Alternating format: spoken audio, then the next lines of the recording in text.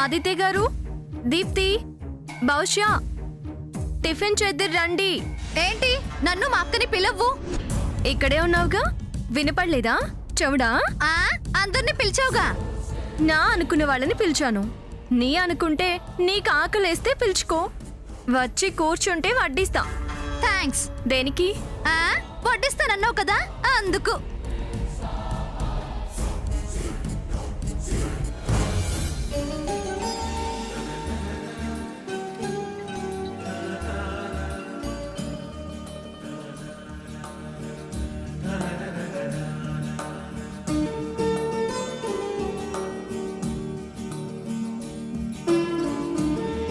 ఇడ్లీ, పూరి, దోశ, ఉప్మా చాలానే ఉన్నాయే.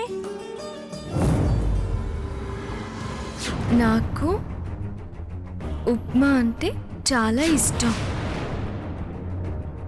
బాబా, దోశ 50-50, పూరి 50-50. లేక నీకేం కావాలి? ఉప్మా అంటే ఇష్టం అని రాసుకుంది కదా, మరిప్పుడు దాని పేరే ఎత్తదే. అక్క, అయ్యో అర్జెంటుగా నేను ఫోన్ చేయాలి, ఇప్పుడు వచ్చేస్తానక్క.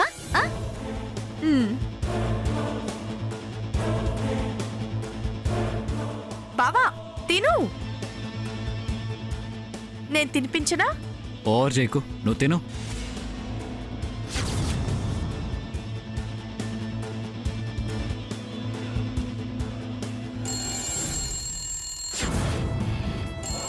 మధ్యలో ఇదొకటి.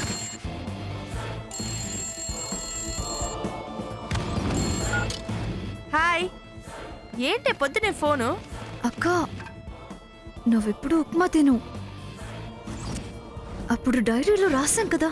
ఆ, ఆ, ఓకే ఓకే, సరే సరే, అలాగే.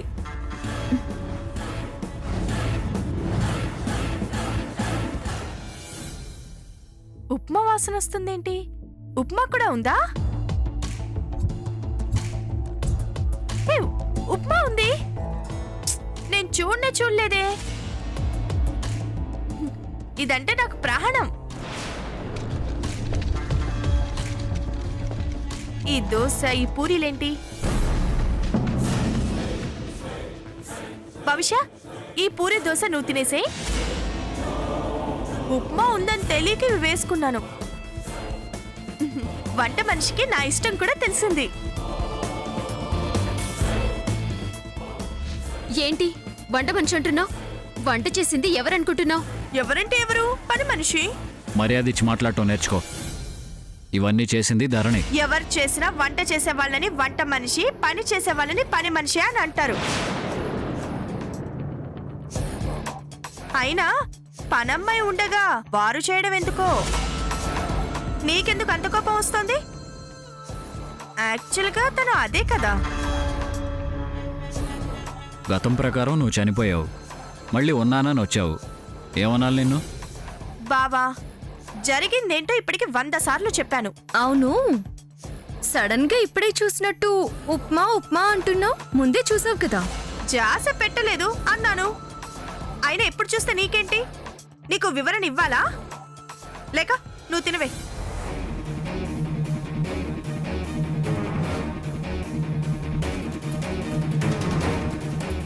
లేక టిఫిన్స్ బాగున్నాయి, జీతం పెంచొచ్చు. షటప్. జీవితమే పంచాను, జీతం పెంచడం ఏంటి? ఎప్పుడు ఎవరికి ఏం పెంచాలో తేలుస్తాను. ఏం పెంచుతావు బావా? శిక్ష పెరిగేలా చేస్తాను. వదలను.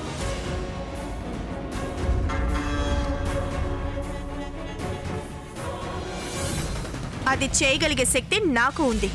నువ్వు నిజమైతే కదా, ఎవరి శక్తి ఏంటో త్వరలోనే తెలుస్తుంది. మెల్లిగా వాటర్ తాగు.